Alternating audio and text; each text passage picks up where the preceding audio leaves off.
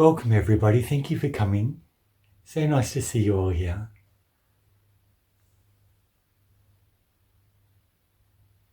Today I'd like to talk about the GOSS Formula in MIDL.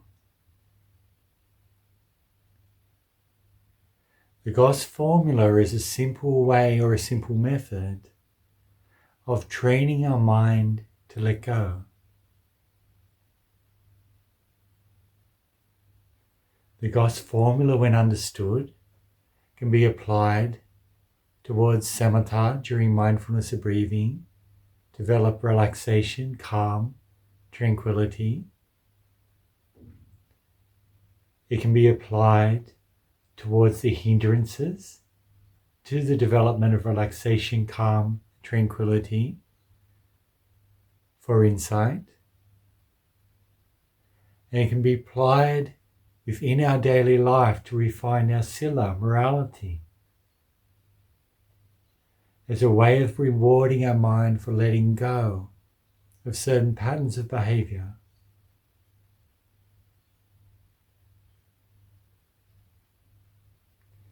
When we talk about GOSS, we talk about four things. The G in GOSS stands for ground. The O in GOSS stands for observe. The first S in GOSS stands for soften. And the final S in GOSS stands for smile. So ground, observe, soften, smile. Pretty simple, isn't it? As we start to unpack the GOSS Formula, we may notice that it functions in a circular fashion. Yeah? The grounding creates the conditions for observing. Observing creates the conditions for softening, relaxing, letting go. Softening, relaxing, letting go creates the conditions for the smiling and bringing happiness and joy of letting go to our mind. And the softening and the smiling naturally re-immerse awareness within our body, grounded again.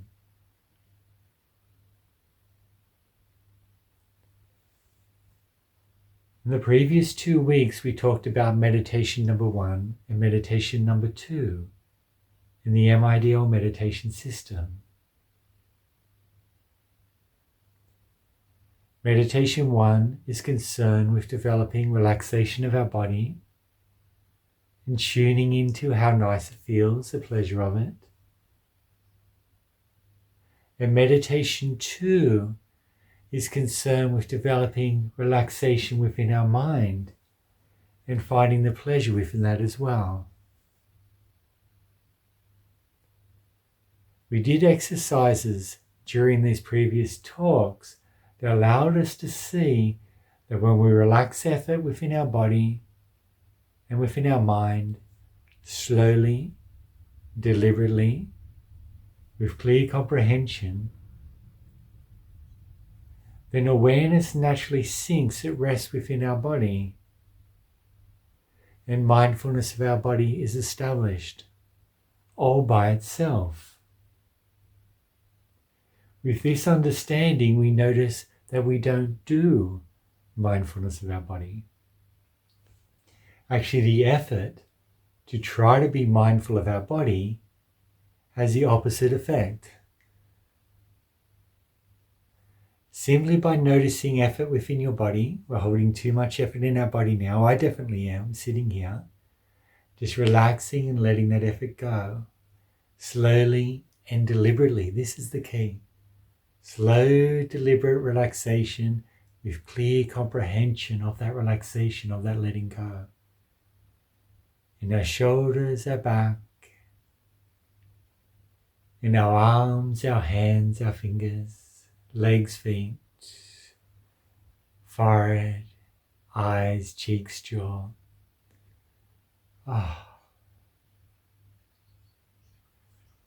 As we do this, awareness naturally withdraws from the world around us and goes more deeply in our body. Can you feel that now? You can? Wonderful. If we let a slow breath out through our nose, relax our eyelids, allowing the frontal lobes of our brain to relax. Ah. And again,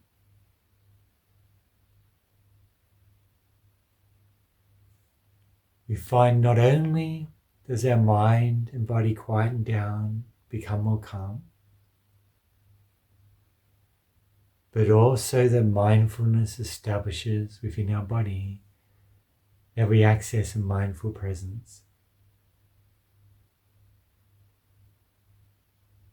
If we gently smile into that, just by relaxing these muscles just underneath your eyes, just here, relax those muscles and just kind of lean into them, smile into them. Relaxing into them and into that pleasure of relaxing, letting go in our body and our mind. With love, with caring, with kindness, gentleness.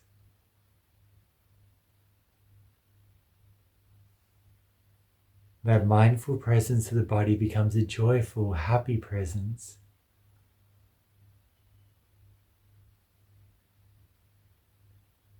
Naturally by itself, without any effort, actually the relaxing of effort. It is this presence within our body, either mindful presence or joyful. We smile into and enjoy that presence. That is referred to as grounding.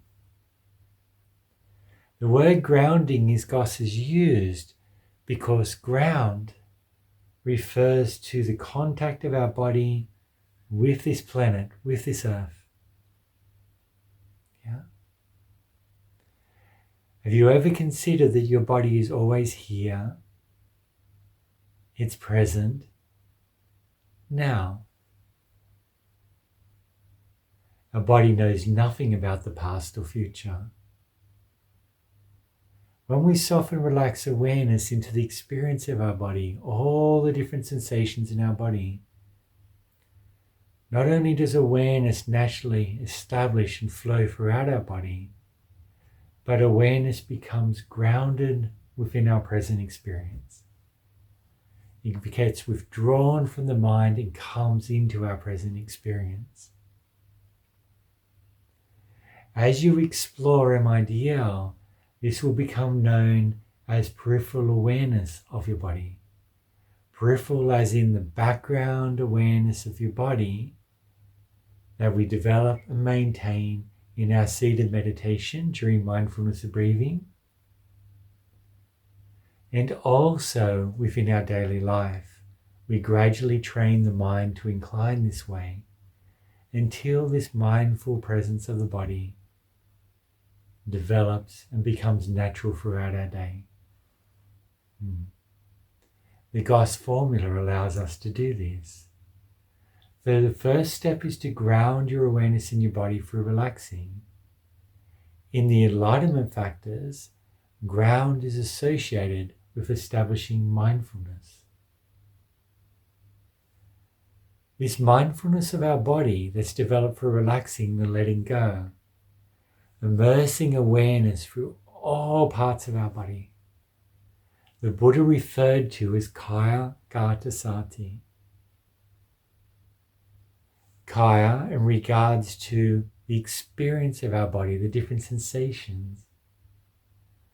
Gata means to immerse within. And Sati is mindfulness. And this is mindfulness in terms of short-term working memory, keeping in mind your present experience and what you just experienced before this. So remembering your present experience and also keeping in mind a working memory of all the experiences that just came before it. It is this broader understanding of presence also containing some past memory that allows us to develop insight.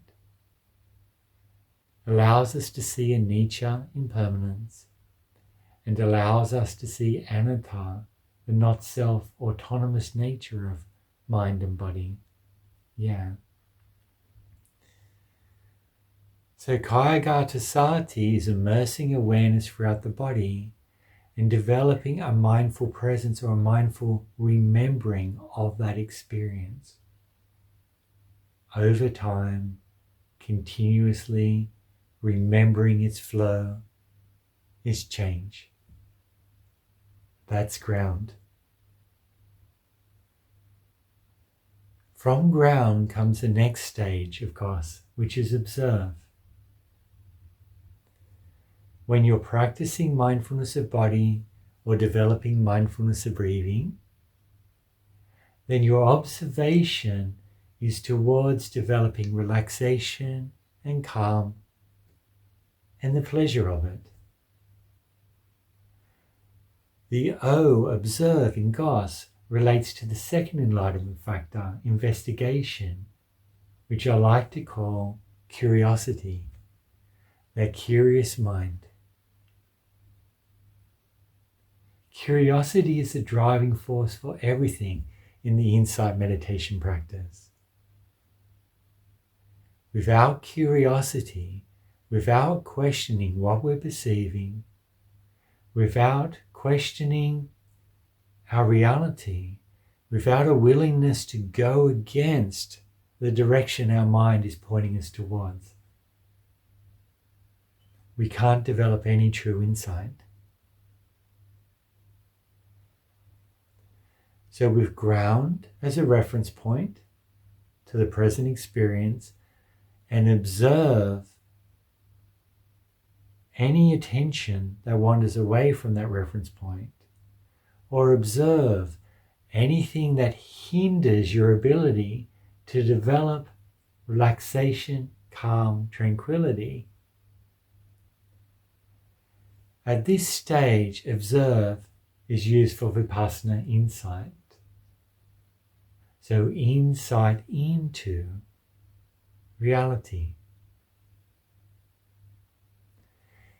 As I just mentioned then, it's a simple platform in MIDL. MIDL is a samatha vipassana practice. Samatha vipassana practice means that we use the development of relaxation, calm, tranquility to increase mental clarity and as a foundation from which to develop insight into anything that hinders our ability to develop relaxation, calm, tranquility, and so on. So hindrances in MIDL are not seen as hindrances to insight, they're seen as opportunities. And as you get to understand MIDL more, you'll see there's a list of 16 hindrances from gross to subtle that you'll experience during meditation. And these are actually just an unpacking of the traditional 5 hindrances. It's important to understand about ground and observe that they're both passive. Grounding comes about in our body from relaxing effort, letting go. And observing the autonomous anatta wanderings of our mind, observing the coming and going of the meditative hindrances. Yeah? These two are both passive. Observe is passive too, would you believe it or not? If you ground awareness in your body for relaxing, letting go, and suddenly you observe that your mind has wandered, that observing has already taken place. Your mind has remembered itself. Mindfulness has returned by itself. This is the same with a hindrance. By the time we notice the hindrance is there, observing has already taken place. Observing within the mind is also autonomous. It's also anatta. So grounding in GOSS is passive. Observing is GOSS is passive. So what can we do? MIDL is concerned with relationship. The question for the MIDL meditator is not what am I experiencing now. It doesn't matter whether it's a thought or a memory or wandering or a daydream or it's dullness or restlessness, it's doubt or frustration. Even frustration and doubt about your meditation practice is an object of insight. What matters to the MIDL meditator is not the movie that the mind is playing, but their relationship towards it. The transition between observe and soften is about relationship. Do I feel attracted towards what I'm experiencing now? Do I feel averse towards what I'm experiencing now? That means, do I like it? Do I not like it? Am I indifferent towards what I'm experiencing now? Am I somehow ignoring it, pushing it away? Am I content with what I'm experiencing now? So I guess we could say indifference and contentment. And also attraction, aversion, and contentment could be seen as discontentment within the heart and mind and contentment in the heart and mind. We can make it simple like that. Is there discontentment or is there contentment? So what's your relationship? Attraction, aversion, indifference, contentment, equanimity. 3 simple relationships to observe. This can be applied to anything that you experience. It doesn't matter what it is. Attraction, aversion, and indifference are about grasping onto the object. Even when we're pushing it away, we're still grasping. There's an effort in the mind. Yeah? It's trying to own, to control the present experience. Contentment and equanimity about letting go. The mind is allowing whatever the present experience here, that's here now, to be. It's quite simple. After observing, celebrate the returning of mindfulness. Wow, it's great that mindfulness has returned. We celebrate to reward the mind for doing that. We want it to do it again and again, so we make it fun. My attention wanders. Wow, that's awesome. I noticed it. The hindrance comes up. Wow, this is awesome. An opportunity for insight like this. Lots of fun. GOS. Yeah, so ground, observe, soften. Softening is about effort. Anything that is unwholesome or unskillful rests on a bed of effort. That is known as the akusala. Anything that is wholesome or skillful rests on a bed of letting go of effort. That is known as kusala. Our task as insight meditators is to develop understanding into and weaken the akusala, the unwholesome, the unskillful, and to develop insight into and understand the wholesome and the skillful, to strengthen them, to encourage them to grow. Soften sits at the point of effort between the kusala, the akusala, and returning back to the kusala again. Softening itself is kusala. It's wholesome, it's skillful. When your mind wanders, notice the effort that supports that wandering, the effort that supports listening to that sound, the effort that supports complaining about it, the effort that supports that thought, that fantasy, the effort that supports that doubt, the effort that supports that frustration, the effort that supports these things, and then soften, relax, let it go. And just as you learned to do in meditation number 1, and just as you learned to do in meditation 2, relaxing effort held within the body, relaxing effort held within your mind, softening, relaxing, letting it go. You observe your attention wanders, notice the effort in the body and the mind, soften, relax, let it go, and most importantly, notice how nice it feels. Who said insight meditation is meant to be painful? Yeah? If it's painful, there's no understanding of softening there. When we soften, relax, let go, we can even soften, relax, let go in the face of dukkha, in the face of suffering. We can soften, relax, and let go in the face of unpleasantness. Whenever there's letting go within the mind, the body, and the heart, it feels nice. It feels nice independent of what our present experience is.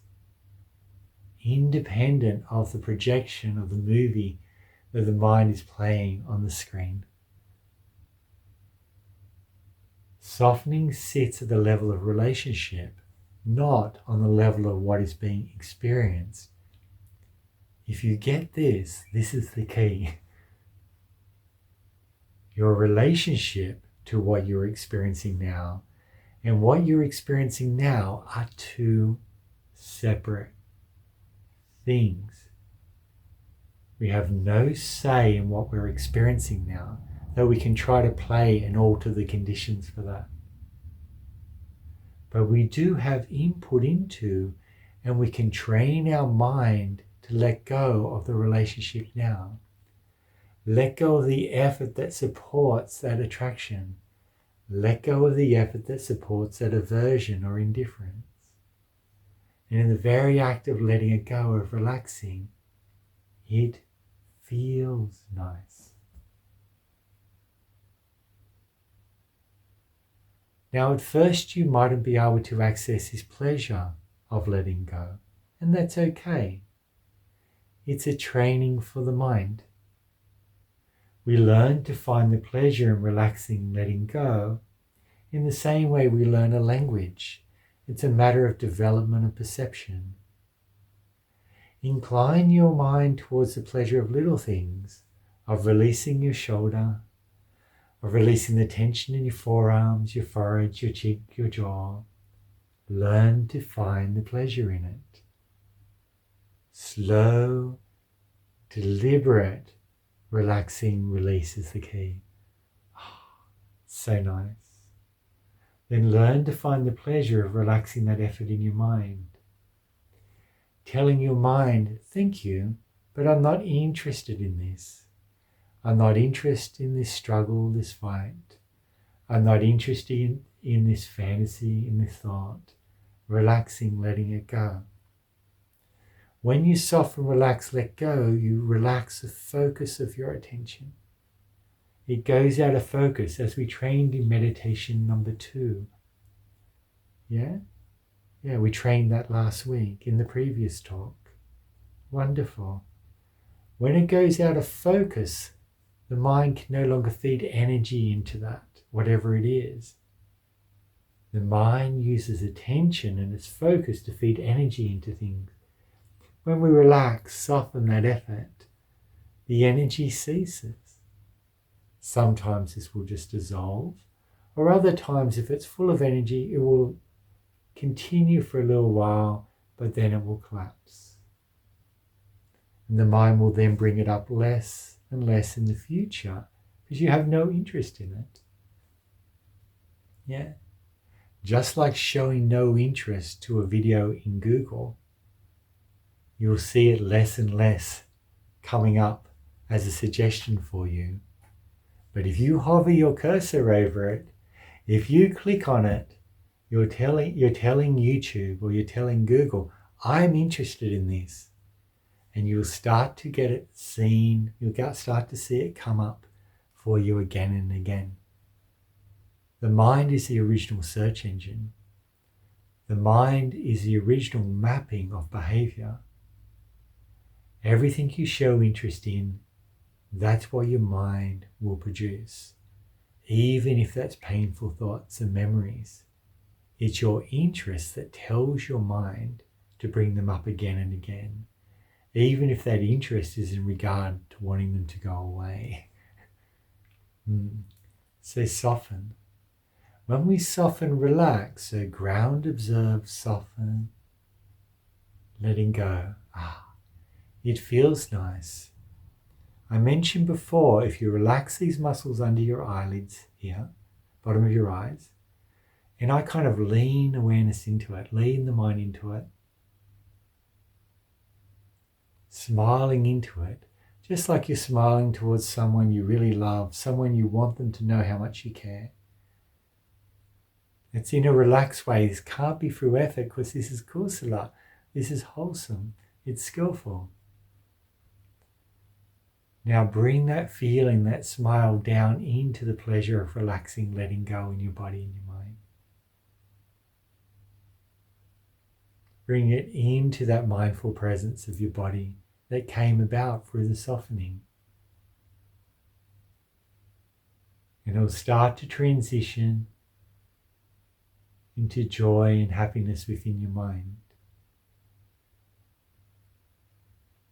So softening is related to balancing effort. And smiling with your eyes is related to arousing the fourth enlightenment factor of joy. Ground develops mindfulness. Observe develops curiosity.